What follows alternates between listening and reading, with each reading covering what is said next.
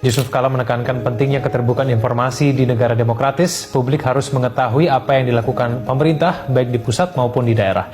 Bahkan masyarakat harus dilibatkan untuk berpartisipasi dalam pembangunan. Dalam suatu negara yang demokratis, partisipasi masyarakat yang luas. Hai teman-teman, perkenalkan nama aku Sylvia Sabrina Ardianti. Di sini, aku dan teman-teman aku akan menjelaskan demokrasi yang ada di Indonesia. Selamat mendengarkan ya. Nah, yang pertama ada pengertian demokrasi. Demokrasi berasal dari kata Yunani, yaitu demos yang berarti rakyat dan kratos yang berarti kekuasaan. Secara harfiah, demokrasi berarti kekuasaan oleh rakyat. Yang kedua, ada demokrasi adalah sistem pemerintahan di mana keputusan politik dan kebijakan dibuat oleh rakyat, baik secara langsung atau melalui wakil yang mereka pilih. Nah, selanjutnya ada jenis-jenis demokrasi. Yang pertama, ada demokrasi langsung. Dalam demokrasi langsung, warga negara terlibat secara langsung dalam pengambilan keputusan politik. Mereka dapat memberikan suara atau pendapat mereka. Yang kedua, ada demokrasi perwakilan. Demokrasi perwakilan adalah bentuk demokrasi yang paling umum diterapkan di negara-negara modern. Dalam sistem ini, warga negara memilih wakil-wakil mereka melalui pemilihan umum untuk duduk di lembaga legislatif, seperti parlemen atau kongres. Halo, perkenalkan nama saya Panji Damar Mahardika. Di sini saya akan menjelaskan apa saja manfaat demokrasi bagi kehidupan. Ada 5 manfaat demokrasi bagi kehidupan rakyat. Yang pertama, kesetaraan sebagai warga negara. Demokrasi memperlakukan semua orang sama dan sederajat. Yang kedua, memenuhi kebutuhan umum. Suatu kebijakan dapat mencerminkan keinginan rakyatnya. Yang ketiga, pluralisme dan kompromi. Demokrasi mengisyaratkan kebinekaan dan kemajemukan dalam masyarakat, serta kesamaan kedudukan di antara warga negara. Yang keempat, menjamin hak-hak dasar. Demokrasi menjamin kebebasan dasar seperti hak sipil, politis, berserikat, berbicara, dan lainnya. Kelima, pembaruan kehidupan sosial. Demokrasi memungkinkan terjadinya pembaruan, penghapusan kebijakan-kebijakan yang telah usang, dan pergantian pemangku kebijakan dilakukan dengan cara yang santun dan damai.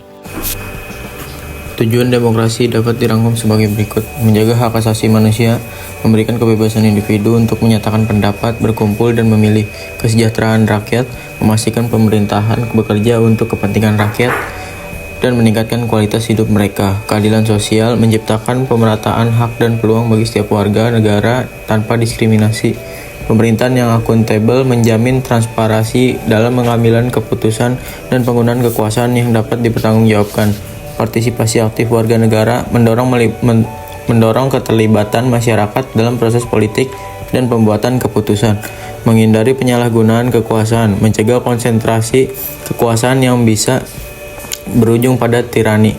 Demokrasi bertujuan untuk menciptakan keseimbangan antara kebebasan individu dan kepentingan kolektif. Assalamualaikum. Hai, nama saya Indah Kurniawati. Di sini saya ingin menjelaskan terkait ciri-ciri demokrasi.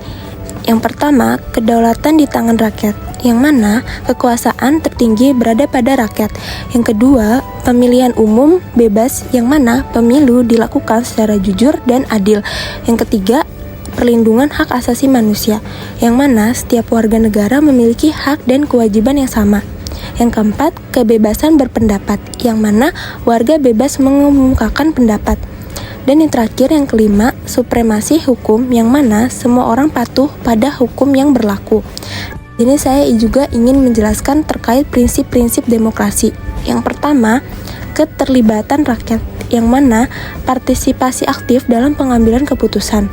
Yang kedua, kebebasan dan persamaan, yang mana semua warga negara memiliki hak yang sama. Yang ketiga, pemerintahan berdasarkan hukum. Yang keempat, keseimbangan kekuasaan, yang mana kekuasaan dibagi untuk menghindari penyalahgunaan. Dan yang terakhir, yang kelima, tanggung jawab pemerintah, yang mana pemerintah bertanggung jawab kepada rakyat. Sekian penjelasan dari saya. Terima kasih. Wassalamualaikum. Perkenalkan, nama saya Ahmad Dimas Saputra dengan NIM 214011701266. kelas 01 SIFP 010. Apa itu demokrasi? Definisi demokrasi lainnya yang paling sering kita dengar adalah oleh Presiden Amerika Serikat ke-16 Abraham Lincoln yang mengatakan bahwa demokrasi merupakan suatu sistem pemerintahan dari rakyat, oleh rakyat, dan untuk rakyat. Tantangan demokrasi. Sejak memasuki era reformasi, konsep demokrasi semakin nyata didengungkan. Contohnya, banyak kita temukan konflik berbasis perbedaan agama dan budaya terjadi di masyarakat, maraknya ujaran kebencian terhadap kelompok minoritas, serta bermunculnya ideologi intoleran dan kejahatan terorisme. Solusinya, bagaimana kita menjaga demokrasi Pancasila agar tetap lestari sebagai prinsip bernegara dan bermasyarakat? Oke, sebagai bangsa demokratis, negara harus mengakomodasi aspirasi atau suara rakyat, khususnya kaum minoritas, karena dalam sistem demokrasi rakyat memegang kekuasaan penuh atas pemerintahan yang dijamin secara konstitusional.